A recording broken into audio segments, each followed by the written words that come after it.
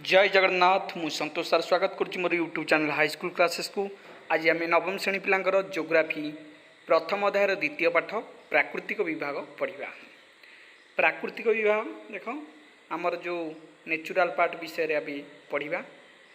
प्रथम देखिया देछि भौतिक लक्षण। ज्योग्राफी रे आम भारतर प्राकृतिक विभाग विषय जानिबा। प्रथमे भौतिक लक्षण विषय जानी रखिया।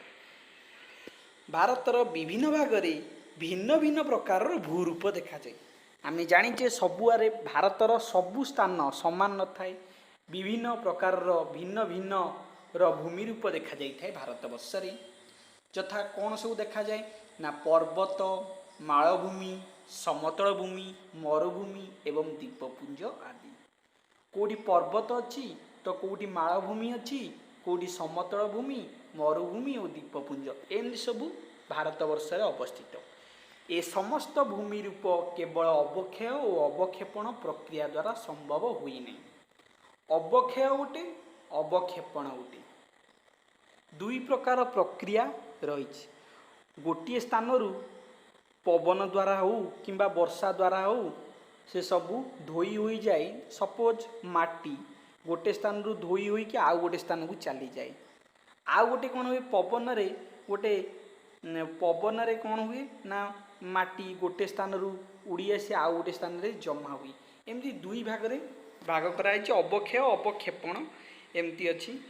गोटे धीरे धीरे क्षय होउछि, आउ गोटे फांका स्थान धीरे धीरे भरण होउछि। एमती अवक्षय और अवक्षेपण दुईटी प्रक्रिया अच्छी। केवल से दुईटी प्रक्रिया रे ये सब भूमि रूप हुई नहीं। कोटी पहाड़ देखुचे, कोटी समतल भूमि, कोटी जलभाग, ये सब जो भिन्न भिन्न रूप आम देखुचे भारतर से केवल अवक्षय और अवक्षेपण द्वारा संभव हुई नहीं। यह द्वारा विभिन्न प्रक्रिया जारी रही। देख आगु बढ़िया। केतेक भूरूप भू अभ्यंतर रे आलोडन हेबा द्वारा सृष्टि होइछन्ति। केतेक भूरूप भू अभ्यंतर रे आलोडन हेबा द्वारा सृष्टि होइछि। भू अभ्यंतर रे माने आमर भूमि रूप जो माटी रे आलोडन सृष्टि होई कि बहुत किछि परिवर्तन होइछि। भारतीय उपमहादेशर वर्तमान भूरूप किभଳି आजिर अवस्था को आसी से सम्बन्ध जानिबा गले भूत्वक्र शिला और यार सृष्टि एवं संरचना विषय अध्ययन करने को हेबो। जो माने कि भूतत्वविद माने बहुत अध्ययन करी सबू उपरे बहुत तथ्य संग्रह करिथांती। सेमती जानिबा को हेले आमे सबू तार विषय वस्तु को जानिबा को हेले भूत्वकर शिला यार सृष्टि एवं संरचना विषय आम अध्ययन करिया। तो जानिबा ए विषय रे अध्ययन करुथिया विज्ञान को भूविज्ञान कुआ जाए। मन रख जी ए भूगोल संबंध रे ज्ञान आहरण करती ताकू कौन कुआ जाए ना जियोलॉजी बा भूविज्ञानी बोली कुआ जाए। ए विषय रे अध्ययन करुथिया विज्ञान को भूविज्ञान कुआ जाए। आउ जी ए संपृक्त बा विज्ञान आहरण करती ताकू भूविज्ञानी कुआ जाए। से वैज्ञानिक मान को भूविज्ञानी कुआ जाए, जियोलॉजिस्ट। से पाठटा को कुआ जाए जियोलॉजी। जी अध्ययन करती भूविज्ञानी कुआ जाए जियोलॉजिस्ट। मन रहा जियोलॉजी आउ जियोलॉजिस्ट। पाठटा होची जियोलॉजी। जो माने या को अध्ययन करती से भू वैज्ञानिक मान को बा भूविज्ञानी जियोलॉजिस्ट अटंती। भूविज्ञानी मानक मतरे प्राय 300 नियुत वर्ष पूर्वे आजिर 7टी महादेश परस्पर सह संलग्न थिले। आज आम जानिबा को पाउजे जे पाठ्य बही पाठ्य पुस्तक आम यह जानुचे जे आम भारतवर्ष बा पृथ्वी भारत पृथ्वी विषय आम अध्ययन करी जानुचे जे आम पृथ्वी रे 7टी महादेश अच्छी। भाग भाग होइकि अलगा अलगा होइकि 7टी महादेश अच्छी। किंतु 300 वर्ष पूर्व को जीवा, 300 नियुत वर्ष पूर्व, 300 नियुत वर्ष पूर्व को जदि आम जीवा जानिबा जे 7टी महादेश परस्पर सह संलग्न थिले एवं से विशाल महादेशर नाम थिला पांजिया। मन रख पूर्वर ये 7टी महादेश मिसिकी थिला जा नाटा होची पांजिया। पूर्वर जो 7टी महादेश मिसिकी थिला ता ना होची पांजिया। यार उत्तरांश को लरेसिया बा आंगारालैंड कुआ जाए। ये जो पांजिया थिला 7टी महादेश मिसिकी गोटे थिला ता ना पांजिया। ସେଇ ପାଞ୍ଜିଆର ଉତ୍ତରାଂଶକୁ ଲରେସିଆ କୁହାଯାଏ ବା ତାର ଅନ୍ୟ ନାମ ହେଉଛି ଆଙ୍ଗାରା ଲ୍ୟାଣ୍ଡ ଏବଂ ଦକ୍ଷିଣ ଭାଗକୁ ଗଣ୍ଡୱାନା ଲ୍ୟାଣ୍ଡ କୁହାଯାଉଥିଲା। ମନେ ରଖ, ଉତ୍ତର ଦକ୍ଷିଣ, ଏହାର ଉତ୍ତରାଂଶକୁ ଆଙ୍ଗାରା ଲ୍ୟାଣ୍ଡ ଏବଂ ଦକ୍ଷିଣାଂଶକୁ ଗଣ୍ଡୱାନା ଲ୍ୟାଣ୍ଡ କୁହାଯାଏ। এই ଆଙ୍ଗାରା ଲ୍ୟାଣ୍ଡର ଅନ୍ୟ ନାମ ଲରେସିଆ। ବୁଝିଗଲା। ନେକ୍ସଟ, ଉତ୍ତର ଆମେରିକା, ଗ୍ରୀନଲ୍ୟାଣ୍ଡ, ୟୁରୋପ। ଉତ୍ତର ଆମେରିକା, ଗ୍ରୀନଲ୍ୟାଣ୍ଡ, ୟୁରୋପ, ହିମାଳୟ ପର୍ବତର ଉତ୍ତରସ୍ଥ ଏସିଆର ଅଧିକାଂଶ ଭାଗକୁ ନେଇକି ଆଙ୍ଗାରା ଲ୍ୟାଣ୍ଡ ଗଠିତ। ଦକ୍ଷିଣ ଆମେରିକା, ଆଫ୍ରିକା, ମାଲାଗାସି, ଆରବ ଏବଂ ଉପଦ୍ୱୀପୀୟ ଭାରତ, ଅଷ୍ଟ୍ରେଲିଆ ଓ ଆଣ୍ଟାର୍କଟିକା ଗଣ୍ଡୱାନା ଲ୍ୟାଣ୍ଡର ଅନ୍ତର୍ଭୁକ୍ତ ଥିଲା। ଏଇ ଯେଉଁ ଦୁଇ ଭାଗରେ ବିଭକ୍ତ ହୋଇଥିଲା, ଗୋଟେ ହେଉଛି ଆଙ୍ଗାରା ଲ୍ୟାଣ୍ଡ ଆଉ ଗୋଟେ ଗଣ୍ଡୱାନା ଲ୍ୟାଣ୍ଡ। ଆଙ୍ଗାରା ଲ୍ୟାଣ୍ଡରେ ଏଇମାନେ ଥିଲେ ଉତ୍ତର ଆମେରିକା, ଗ୍ରୀନଲ୍ୟାଣ୍ଡ, ୟୁରୋପ, ହିମାଳୟ ପର୍ବତର ଉତ୍ତରସ୍ଥ ଏସିଆ, ଏସବୁ ଅଂଶ ଆଙ୍ଗାରା ଲ୍ୟାଣ୍ଡରେ ଥିଲେ ଏବଂ ଗଣ୍ଡୱାନା ଲ୍ୟାଣ୍ଡରେ ଥିଲେ ଦକ୍ଷିଣ ଆମେରିକା, ଆଫ୍ରିକା, ମାଲାଗାସି, ଆରବ ଏବଂ ଉପଦ୍ୱୀପୀୟ ଭାରତ, ଅଷ୍ଟ୍ରେଲିଆ ଓ ଆଣ୍ଟାର୍କଟିକା। ପରବର୍ତ୍ତୀ ସମୟରେ ପାଞ୍ଜିଆ ଖଣ୍ଡ ବିଖଣ୍ଡ ହେଲା ଓ ବିଖଣ୍ଡିତ ଭାଗ ଗୁଡ଼ିକ ପରସ୍ପର ଠାରୁ ଅଲଗା ହୋଇଯିବାରୁ ଆଜିର ମହାଦେଶ ଓ ମହାସାଗର ଗୁଡ଼ିକ ସୃଷ୍ଟି ହୋଇଛି। ପାଞ୍ଜିଆ ଅଲଗା ହୋଇଗଲା। ଅଲଗା ହେବା ଦ୍ୱାରା ଖଣ୍ଡ ବିଖଣ୍ଡିତ ହୋଇ ଏବେ ନୂଆ ନୂଆ ମହାଦେଶ ସବୁ ସୃଷ୍ଟି ହୋଇଛି ଏବଂ ମହାସାଗର ମଧ୍ୟ ସୃଷ୍ଟି ହୋଇଛି। ଏହାକୁ ମହାଦେଶୀୟ ସଞ୍ଚଳନବାଦ ବା କଣ୍ଟିନେନ୍ଟାଲ ଡ୍ରିଫ୍ଟ ଥିଓରି ବୋଲି କୁହାଯାଏ। ଯେଉଁଟା ଭାଗ ଭାଗ ହୋଇଗଲା, ପାଞ୍ଜିଆଟା ଆଗରୁ ଗୋଟିଏ ଥିଲା, ମିଶିକିରି ଖଣ୍ଡ ବିଖଣ୍ଡିତ ହୋଇକା ନୂଆ ନୂଆ ମହାଦେଶ ଏବଂ ମହାସାଗର ସୃଷ୍ଟି ହେଲା। ଏହା ହିଁ ହେଲା ପରିବର୍ତ୍ତନ, ଯାହାଦ୍ୱାରା ଆଜି ସୃଷ୍ଟି ହୋଇଯାଇଛି ମହାସାଗର ଏବଂ ମହାଦେଶ। ଆଉ ଏଇସବୁକୁ ମହାଦେଶୀୟ ସଞ୍ଚଳନବାଦ କୁହାଯାଏ। ଏ ଯେଉଁ ଭାଗ ଭାଗ ହୋଇଗଲା, ଏହାକୁ ମହାଦେଶୀୟ ସଞ୍ଚଳନବାଦ ବୋଲି ବି କୁହାଯାଏ। ପଢ଼ିବା ଆଗକୁ। ଭୂବିଜ୍ଞାନୀମାନଙ୍କ ମତାନୁସାରେ ଆଜି ଯେଉଁଠି ସୁଉଚ୍ଚ ହିମାଳୟ ପର୍ବତ ଆମେ ଦେଖୁଛେ, ଭାରତବର୍ଷରେ ହେଉ କି ପୃଥିବୀ ବର୍ଷରେ ଆମେ ଦେଖୁଛେ, ଅନେକ ସ୍ଥାନରେ ଉଞ୍ଚା ଉଞ୍ଚା ପର୍ବତ ଦେଖୁଛେ, ଆଉ କେତେକ ସ୍ଥାନରେ ସମତଳ ଭୂମି ଦେଖୁଛେ, କେଉଁଠି ସାଗର ମହାସାଗର ଦେଖୁଛେ। କିନ୍ତୁ ଭୂବିଜ୍ଞାନିକ ମତ ଅନୁସାରେ ଆଜି ଆମେ ଯେଉଁଠି ସୁଉଚ୍ଚ ହିମାଳୟ ପର୍ବତ ଓ ଉତ୍ତର ଭାରତର ବିସ୍ତୃତ ସମତଳ ଭୂମି ଦେଖୁଛେ, ସେଠାରେ ଏକଦା ତେଥିସ୍ ନାମକ ଏକ ଅଗଭୀର ସମୁଦ୍ର ଥିଲା। ଅଗଭୀର ସମୁଦ୍ର ଥିଲା, ମାନେ ବେଶୀ ଗଭୀର ନଥିଲା, ଅଗଭୀର ସମୁଦ୍ର ଥିଲା। ସେଇ ସମୁଦ୍ର ଯେଉଁଠି ଥିଲା, ସିଏ ବର୍ତ୍ତମାନ ବିଶାଳ ପର୍ବତ, ପୁରା ପରିବର୍ତ୍ତନ ହୋଇଯାଇଛି। ଏହି ସମୁଦ୍ରର ଉତ୍ତରରେ ସେ ସମୟରେ ଆଙ୍ଗାରା ଲ୍ୟାଣ୍ଡ ଓ ଦକ୍ଷିଣରେ ଗଣ୍ଡୱାନା ନାମକ ଭୂଖଣ୍ଡ ଥିଲା। ଯେଉଁଠି ସମୁଦ୍ର ଥିଲା, ତାର ଦୁଇ ପାର୍ଶ୍ୱରେ ଗୋଟେ ଅଙ୍ଗାରା ଲ୍ୟାଣ୍ଡ ଆଉ ଗୋଟେ ହେଉଛି ଗଣ୍ଡୱାନା ଲ୍ୟାଣ୍ଡ, ଏମିତି ଦୁଇଟା ଭୂଖଣ୍ଡ ରହିଥିଲା। ପରବର୍ତ୍ତୀ କାଳରେ ଗଣ୍ଡୱାନା ଲ୍ୟାଣ୍ଡ ଧୀରେ ଧୀରେ ପରିବର୍ତ୍ତନ ହୋଇ ଉତ୍ତର ଆଡ଼କୁ ଗତି କରିବାରୁ ଏକ ଶୂନ୍ୟ ସ୍ଥାନ ସୃଷ୍ଟି ହେଲା। ସେଇ ଗଣ୍ଡୱାନା ଲ୍ୟାଣ୍ଡ ଧୀରେ ଧୀରେ ଉତ୍ତର ଆଡ଼କୁ ଚାଲି ଆସିଲା, ଗତି କଲା, ଆଉ ସେଇଟା ଶୂନ୍ୟ ସ୍ଥାନ ହୋଇଗଲା, ମାନେ ଫାଙ୍କା ପଡ଼ିଗଲା ଓ ଏହା ଭାରତ ମହାସାଗର ରୂପ ନେଲା। ପରିବର୍ତ୍ତନ ହୋଇ ସିଆଡ଼ୁ ଚାଲି ଆସିଲା, ଯେଉଁଟାକି ଏବେ ଭାରତ ମହାସାଗର ଆମେ ଦେଖୁଛେ ଦକ୍ଷିଣରେ ଅଛି। ସେଇଠି ଥିଲା କ'ଣ ନା ଏଇ ସ୍ଥଳଭାଗ ଗଣ୍ଡୱାନା ଲ୍ୟାଣ୍ଡ। ସେ ଧୀରେ ଧୀରେ ଗତି କଲା ପରେ ଏହି ସ୍ଥାନ ଶୂନ୍ୟ ସ୍ଥାନ ହୋଇଗଲା ବା ଏହା ସମୁଦ୍ରରେ ପରିଣତ ହୋଇ ଭାରତ ମହାସାଗର ହୋଇଗଲା। ଏହି ଦକ୍ଷିଣ ଉପଦ୍ୱୀପ କ୍ରମଶଃ ଉତ୍ତର ଆଡ଼କୁ ଗତି କରିବାରୁ ତେଥିସ୍ ସାଗରରେ ସଞ୍ଚିତ ପଟୁମାଟି ସଙ୍କୁଚିତ ହୋଇ ସେଠିରେ ଭାଙ୍ଗ ସୃଷ୍ଟି ହେଲା। ସେ ଧୀରେ ଧୀରେ ଭାଙ୍ଗିଗଲା। ଯେଉଁ ସ୍ଥଳଭାଗ ଥିଲା ଉପଦ୍ୱୀପ, ସେ ଆଡ଼କୁ ଗତି କରିବାରୁ ସେ ଭାଗ ଭାଗ ହୋଇଗଲା। ତେଥିସ୍ ସାଗରରେ ସଞ୍ଚିତ ପଟୁମାଟି ସଙ୍କୁଚିତ ହୋଇ ସେଥିରେ ଭାଙ୍ଗ ସୃଷ୍ଟି ହେବାରୁ ଆଜିର ହିମାଳୟ ପର୍ବତମାଳା ସୃଷ୍ଟି ହେଲା। ବର୍ତ୍ତମାନ ହିମାଳୟ ପର୍ବତମାଳା ସୃଷ୍ଟି ହେଉଛି ଏହା ଫଳରେ। ଏହି ପ୍ରକ୍ରିୟା ଲକ୍ଷ ଲକ୍ଷ ବର୍ଷ ଧରି ଚାଲିବାରୁ ଏବେ ବି ଅବ୍ୟାହତ ଥିବାରୁ ହିମାଳୟ ପର୍ବତ ଶ୍ରେଣୀ ଅଧିକରୁ ଅଧିକ ଉଚ୍ଚ ହେଉଅଛି। ଏହି ପ୍ରକ୍ରିୟା ଧୀରେ ଧୀରେ ଚାଲିଛି, ଏବେ ମଧ୍ୟ ଚାଲିଛି। ତେଣୁ ହିମାଳୟ ପର୍ବତ ଶ୍ରେଣୀ ଅଧିକରୁ ଅଧିକ ଉଚ୍ଚ ହେଇକା ଚାଲିଛି। ତେଣୁ ହିମାଳୟ ପର୍ବତମାଳାକୁ ବି ତରୁଣ ଭଙ୍ଗୀୟ ପର୍ବତମାଳା କୁହାଯାଇଥାଏ। ତାପରେ ଜାଣିବା ପ୍ଲେଟ୍ ଟେକ୍ଟୋନିକ୍ସ। ମନେ ରଖ, ପ୍ଲେଟ୍ ଟେକ୍ଟୋନିକ୍ସ। ଆମେ ଶୁଣିବା ବିଭିନ୍ନ କଥା ଆମେ ଶୁଣିଛେ ପ୍ଲେଟ୍ ବିଷୟରେ, କିନ୍ତୁ ଜାଣିନେ। ଟିକେ ପଢ଼ିଦେଲେ ଜାଣିବା। प्लेट टेक्टोनिक्स महादेशीय संचलनवाद महादेशीय भूखंड गुड़िकर मंथर गति जो ही संभव हो मंथर गति गोटे धीर गति आ गोटे हूँ मंथर गति विभिन्न ये मंथर गति जो बहुत किछि होइछि देख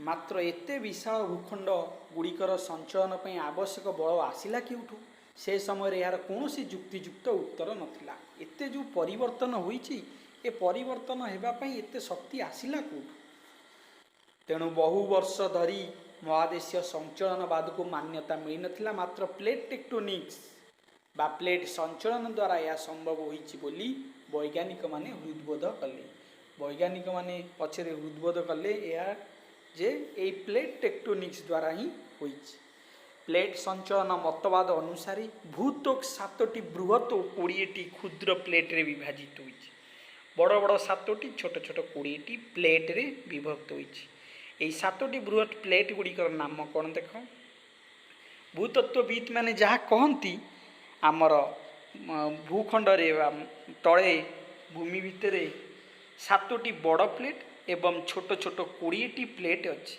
जो 7टी बृहत प्लेट अच्छी ता ना सबू 1 रे यूरोसिया प्लेट 2 रे भारत ऑस्ट्रेलिया प्लेट 3 रे उत्तर अमेरिका प्लेट 4 रे दक्षिण अमेरिका प्लेट 5 रे प्रशांत महासागरीय प्लेट 6 रे आफ्रिकीय प्लेट 7 रे अंटार्कटिका प्लेट यही भली भावे 7 गोटी बृहत प्लेट अवस्थित पृथ्वीर अभ्यंतरे थिबा ताप यही प्लेट गुड़िकर गति पई दायी पृथ्वी मध्य अनेक ताप अच्छी से ताप ही दायी प्लेट गुड़िक गति करने भू अभ्यंतर आणविक अवक्षय द्वारा सृष्टि होता ताप बाहर को आसीपे नहीं कारण शिला गुड़िक ताप कुपरी विभिन्न शिला माटी तले रही से गुड़िक ताप कुपरी तेणु ताकू बाधा देकी बाहर को आसीपे ना जो आणविक अवक्षय हुए ता ताप कुपरी आसीपे नहीं अवक्षय हो पारे तेणु यही ताप शिला को तलाई दिए जो ताप भूमि तले अच्छी से शिला गुड़ी को तलाई दिए एवं परिचालन प्रक्रिया सृष्टि कले से ताप को तलैकी पतला करी तरल पदार्थ रे परिणत करी यह सी परिचालना करे परिचालन प्रक्रिया सृष्टि ता भितर सी गतिशील हो जाए यही प्रक्रियाशील को गति प्रदान करे यही गति दुई प्रकार गति अच्छी चित्र देख यूरोसिया प्लेट 7टी प्लेट देछि ये जो गति करे परस्पर मुखी गोटे अन्यति विपरीत मुखी गोटे परस्पर मुखी गति आ गोटे होछि विपरीत मुखी गति विपरीत मुखी परस्पर मुखी ये गति जोगु कौन होइछि ना दुईटी प्लेट भिन्न दिगरु परस्पर निकटवर्ती होती फल दुईक मध्य धक्का किंबा गोटे अन्य उपरे किंबा तले चली जाए ये जो प्लेटर परिचालन हुए गोटे उपरे अन्यटी चली जाए किंबा गोटीर तले चली जाए किंबा ऊपर चली जाए नचेत धक्का खाई जाए यही होता है मात्र विपरीत मुखी गति जो प्लेट गुड़िक परस्पर ठार दूरे जाती और विपरीत दिगरे गति करती यही दुई प्रकार गति प्राय एक समय ही होता है प्लेट गुड़ी को परस्पर को स्पर्श नक दूरे ही जापारती दुईटी प्लेट मध्य धक्का हेले से मध्य भूभाग में भांग सृष्टि हुए मात्र विपरीत मुखी हेले फाट सृष्टि हुए जो विपरीत मुखी हुए ये जो विपरीत मुखी हुए ताले भूमि रे गोटे फाट सृष्टि करी जदि परस्पर मुखी हुए ताले कंपन सृष्टि करी भारतर भूरूप यही भू अभ्यंतर आलोडन फल एवं भूपृष्ठर क्षयकारी शक्ति गुड़िक द्वारा सृष्टि होता है जापारे केमी सृष्टि होती प्लेट गुड़िक परिचालना विषय जानले बर्तमान जाना प्राकृतिक विभाग बा भौतिक विभाग प्राकृतिक विभाग एवं भौतिक विभाग जहाँ कहुए फिजियोग्राफिक यूनिट्स भौतिक विभाग गुड़िक शिलार गठन द्वारा प्रभावित हेले आधार कर विभाजन कर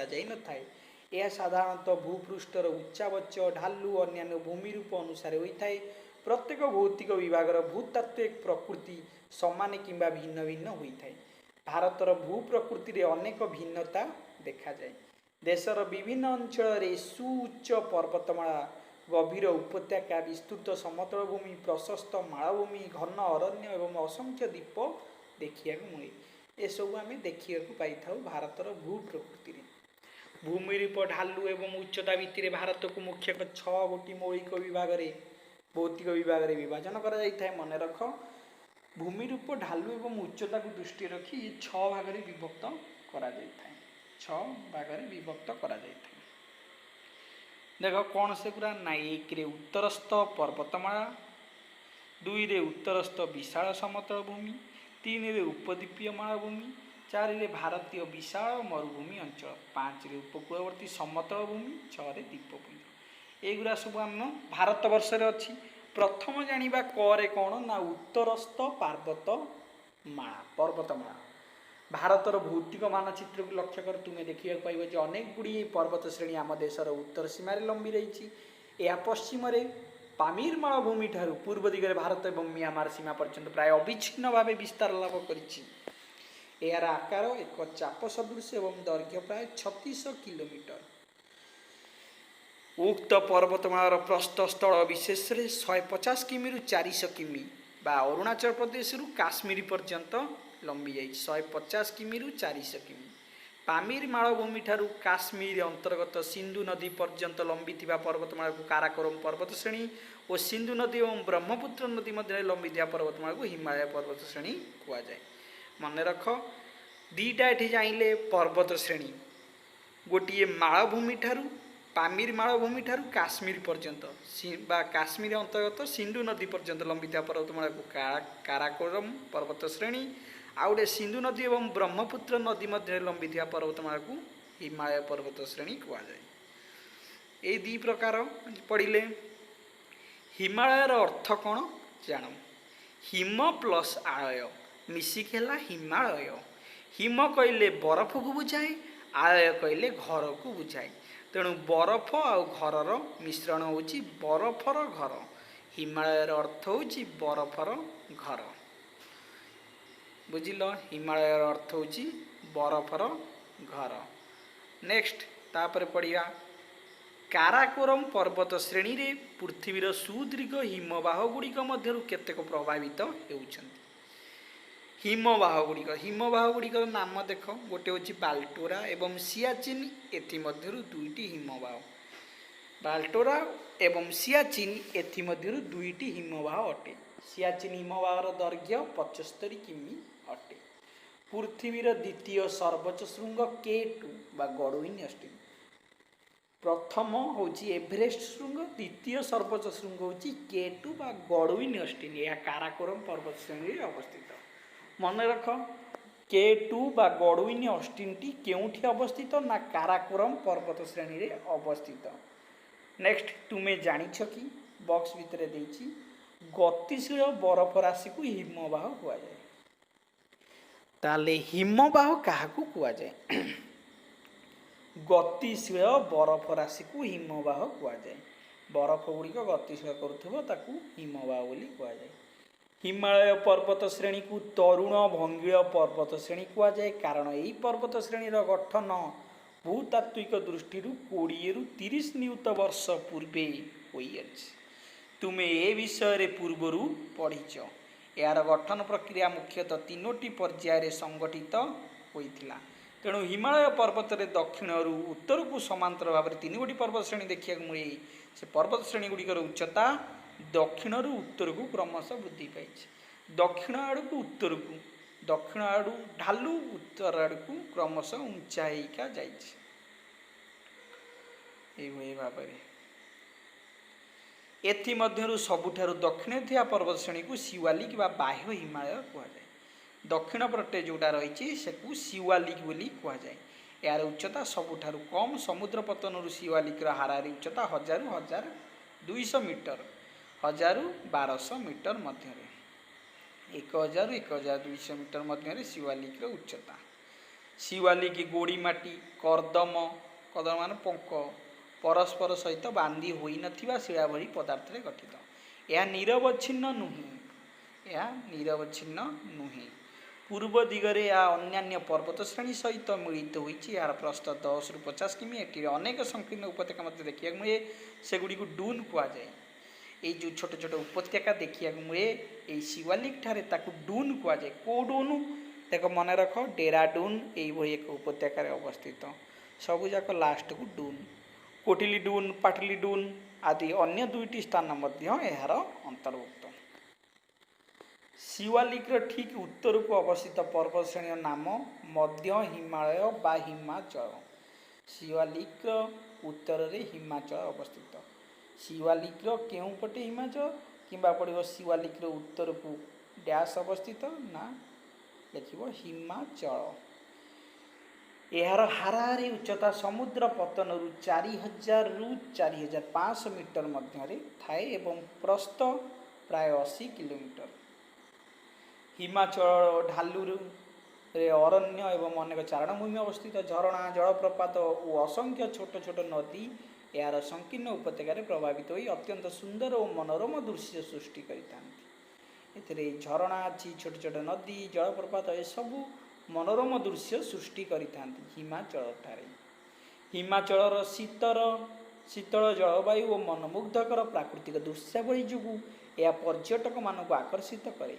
काश्मीर उपत्यका कांग्रा कुल्लू उपत्यका हिमाचल अंश विशेष एसबू हिमाचल ही देखा मिले। काश्मीर उपत्यका कांग्रा कुल्लू कुल्लू भैली कुल्लू उपत्यका ए सबू सेठी देखा मिले हिमाचल ठारे।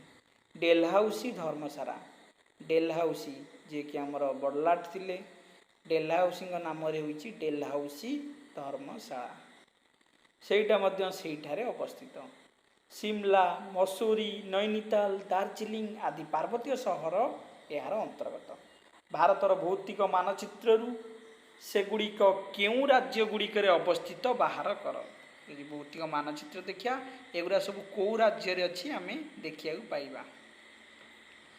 पीर पांजाल धौलाधर एवं महाभारत पर्वत श्रेणी हिमाचल मुख्य पर्वत श्रेणी। ये हिमाचल पर्वत श्रेणी मध्य मुख्य मुख्य पर्वत श्रेणी रही सेगुड़िक पीर पांजाल धौलाधर महाभारत पर्वत श्रेणी नाम नामित एसबू बड़ बड़ रही। हिमाचल उत्तर को हिमाद्री अवस्थित। देख आमे पढ़िले जे शिवालिकर उत्तर को हिमाचल अवस्थित हिमाचल उत्तर को हिमाद्री अवस्थित। हिमाद्री हिमालयर सर्वोच्च पर्वत श्रेणी या सर्वोच्च हिमालय कहुए। हिमाद्री हाराहारी उच्चता 6000 मीटर रु अधिक। मन रख हिमाद्री हाराहारी उच्चता हूँ 6000 मीटर रु अधिक। पृथ्वीर अनेक अति उच्च पर्वत श्रृंग हिमाद्री रे अवस्थित। तन्मध्यरु केतेक 8000 मीटर अधिक उच्चता। नेपाल रे अधिक हिमालय अच्छी जोटा कि एवरेस्ट श्रृंग। पृथ्वीर सबुठार बृहत्तम श्रृंग हूँ एवरेस्ट सेटा नेपाल रे अवस्थित। 8848 मीटर हूँ तार उच्चता। तापर द्वितीय आइला कौन द्वितीय गड़ुइन अस्टिन से तो देनी। सिक्किम अवस्थित कांचनगंगा कांचनगंगा जोटा सिक्किम अवस्थित तार उच्चता हूँ 8598 मीटर। हाँ हिमालय पर्वत श्रेणी रे एटा सबुठार उच्चतम पर्वत श्रेणी। तापर नंगा पर्वत जोटा कि 8246 मीटर। आटे अन्नपूर्णा 8078 सब 8000 रु अधिक। नंदा देवी जे कि 7817 मीटर। यही अनेक उच्चतम श्रृंग रही प्राय 8000 मीटर जार कि उच्चता। हिमालयर देख अधिकांश श्रृंग वर्ष सारा बरफावृत रहती। आदि केतेक श्रृंग अच्छी बहुत वर्ष सारा बरफावृत। ठंडा अंचल खाली बरफ ही सेठारे पड़ी थाए वर्ष सारा। हिमालयर उत्तर दक्षिण विस्तृति अनुसार विभाजनर व्यतीत विभिन्न अंचल यार अवस्थिति को कौन कहुए यार अवस्थिति को देख कौन कहुए पहला भारत कौच। अच्छा ये देख काश्मीर परंपरा ये पढ़ुले आम। हाँ हिमालयर उत्तर दक्षिण विस्तृति अनुसार विभाजनर व्यतीत विभिन्न अंचल यार अवस्थिति को ये मानचित्र देती अवस्थिति को नहीं पश्चिम रु पूर्व को विभक्त करा जाए। यही विभाजन गुड़िक दुईटी लेखाएं नदी उपत्यका द्वारा सीमाबद्ध। उदाहरण स्वरूप सिंधु नदी सतलेज नदी मध्यवर्ती हिमालय को परंपरा अनुसार पंजाब हिमालय कहुले पश्चिम पूर्व को ताकू काश्मीर हिमालय बा हिमाचल हिमालय बोली कहुए। सतलेज ये सब पंजाब रे अच्छी सतलेज नदी सतलेज और काली नदी मध्य हिमालयर अंश को कुमायून हिमालय काली और तीस्ता नदी मध्यस्थ आगे कहुए कुमायून हिमालय तापर काली और तीस्ता नदी मध्यवर्ती अंचल को नेपाल हिमालय बोली कहुए। और तीस्ता एवं दिहांग नदी मध्यवर्ती हिमालय को आसाम हिमालय बोली कहुए। गुड़िक हिमालयर आंचलिक नामर केतोटी। तापर आगू जावा ब्रह्मपुत्र नदी हिमालयर पूर्व सीमा निर्धारण करे। दिहांग नदी खात परे परे हिमालय हठात दक्षिण को बांकी जाइए और भारतर पूर्व सीमा निर्धारण करुचे। पूर्वांचल बोली कहुए। पातको एवं नागा पर्वत मध्यवर्ती गारो खासी जयंतिया तथा दक्षिण में मिजो एवं लुसाई पर्वत ए सबुगुड़िक पर्वत गुड़िक पूर्वांचल अंतर्गत। उत्तरस्थ पर्वत श्रेणी गुड़िक खूब उच्च हेले एगुड़िक मनुष्य अलंघनीय नुहे। यही पर्वत श्रेणी मध्य मध्य एपरी नीच जगह अच्छी जहाँ मध्य पर्वत पारि हेबा संभव होता है। ऊंचा ऊंचा पर्वत किंतु ता मझिरे एभली एक नीच स्थान अच्छी से पर्वत को पारि होइकी जीवाक मध्य सुविधा होता है। यही पर्वत बाट दे पारि हेबा मार्गटा को गिरिपथ बोली कहुए। गिरी अर्थ पर्वत ता बाटटा को गिरिपथ कहुए। एभली गिरिपथ गुड़िक मध्य काराकोरम गिरिपथ बा काराको पर्वत श्रेणी जम्मू काश्मीर रे अवस्थित सेटा। जोजिला गिरिपथ सी भी जम्मू काश्मीर। शिवकिला हिमाचल प्रदेश। नाथुला जोटा कि सिक्किम रे अवस्थित। बोमडिला अरुणाचल प्रदेश रे अवस्थित।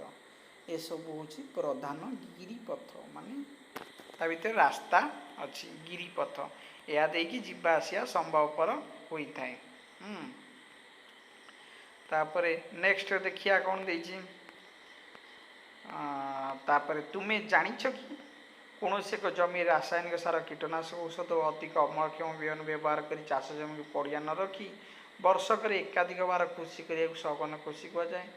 या तुम्हें जानिछ कि जानी जो बारंबार कृषि हुए ताकू सघन कृषि कहुए। आमे पढ़ुले कौ जाए ना ये गिरिपथटी रही तापर पढ़ा उत्तरस्थ विशाल समतल भूमि। उत्तर रे केमती विशाल समतल भूमि अच्छी से विषय आज पढ़ा। उत्तरर समतल भूमि सिंधु गंगा और ब्रह्मपुत्र नदीत्रय द्वारा गठित। हिमालय पर्वतमालार दक्षिण को पश्चिम रे सतलेज नदी ठारू पूर्व रे ब्रह्मपुत्र नदी पर्यंत एक विशाल समतल भूमि अच्छी। चारिआडे समान प्लेन जगह रही समतल भूमि। ओके ये जो समतल भूमि रही यार दैर्घ्य प्राय 2500 किलोमीटर 2500 किलोमीटर समतल भूमि। नियुत नियुत वर्ष धरी सिंधु गंगा ब्रह्मपुत्र एगुड़िकर उपनदी मानक द्वारा आनीत पटुमाटी द्वारा यही मूर्तिका को उर्वर करिछंती बा या समतल भूमि रे गठित होई पारिछि। यही जनाकीर्ण समतल भूमि क्षेत्रफल प्राय 7 लाख वर्ग किलोमीटर और प्रस्थ प्राय 240 किमी 320। ये जो समतल भूमि गठित होइछि यार क्षेत्रफल हूँ 7 लाख वर्ग किमी एवं प्रस्थ प्राय 240 किमी 320 किमी। उर्वर मृत्तिका जलसेचन सुविधा अनुकूल जलवायु जोगु यही समतल भूमि भारतर एक मुख्य कृषि उत्पादन अंचल भावे नामित होइछि बा अटे। या पृथ्वीर बड़ बड़ समतल भूमि मध्य अन्यतम। उत्तरस्थ विशाल समतल भूमि पश्चिम पूर्व को 3 भागे विभक्त कराइछि। ताले कौन से गुड़िक 1 रे पंजाब समतल भूमि 2 रे गांगेय समतल भूमि 3 रे ब्रह्मपुत्र समतल भूमि एमती 3 भागे विभक्त करा जाइछि।